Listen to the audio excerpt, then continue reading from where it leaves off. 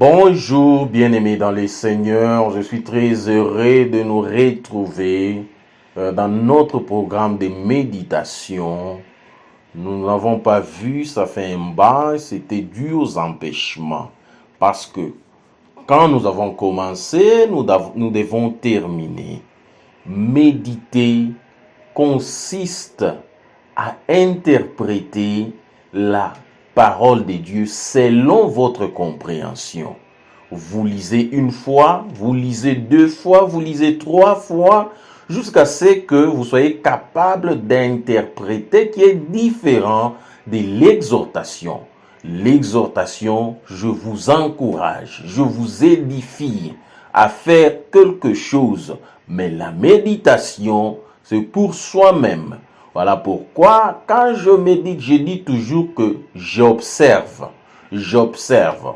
Nous avons deux façons de méditer la parole de Dieu. Il y a la méthode dont vous vous posez des questions. Par exemple, quand vous lisez un chapitre, il y a des questions à se poser. Par exemple, ce chapitre me parle de Dieu le Père. Ça me parle de Dieu le Fils ou Dieu le Saint-Esprit. Y a-t-il un verset qui me parle le plus? Y a-t-il un verset pour moi, pour ma prière? Ou soit vous utilisez la méthode acronyme qui consiste à faire des observations, c'est-à-dire vous observez les Écritures selon que vous avez compris. Après, vous faites quoi? Une application. Mais bien sûr, il doit toujours y avoir un verset qui vous parle le plus. Il doit y avoir toujours des versets qui peuvent vous aider pour la prière. Et nous méditons le livre d'Exode 22.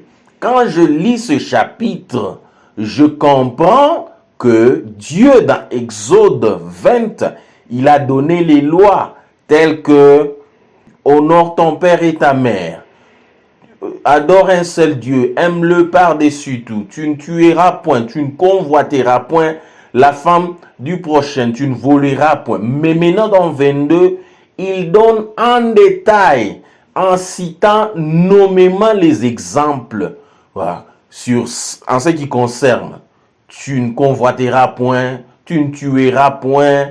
Tu ne feras pas ceci, cela. Mais il y a quelques versets qui me parlent le plus, qui sont le verset 21, le verset 22, le verset 23 et 24 qui disent « Tu ne maltraiteras point l'étranger et tu ne l'opprimeras point car vous avez été étrangers dans les pays d'Égypte. Tu n'affligeras point la veuve ni l'orphelin. Si tu les affliges et qu'ils viennent à moi, je défendrai leurs cris.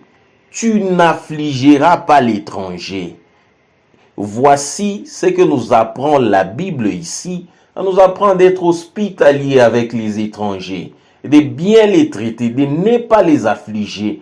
Parce que si Israël a été étranger en Égypte, nous pouvons nous retrouver étrangers quelque part d'autre.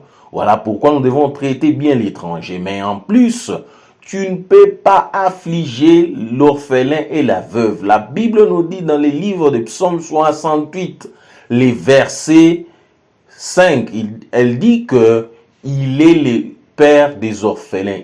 L'Éternel est le défenseur des veuves dans sa plus haute demeure. L'Éternel est le père des orphelins. Il est le défenseur des veuves. Alors, nous ne devons pas les affliger de peur que l'Éternel entende leurs cris et qu'il nous détruise. Je prie que l'Éternel me donne un cœur rempli de bonté, rempli de compassion pour les orphelins, rempli de bonté et d'hospitalité pour les étrangers que je peux accueillir chez moi. Alléluia. J'applique ce verset parce que ce sont ces versets qui m'ont parlé le plus. Dieu nous bénisse. Amen.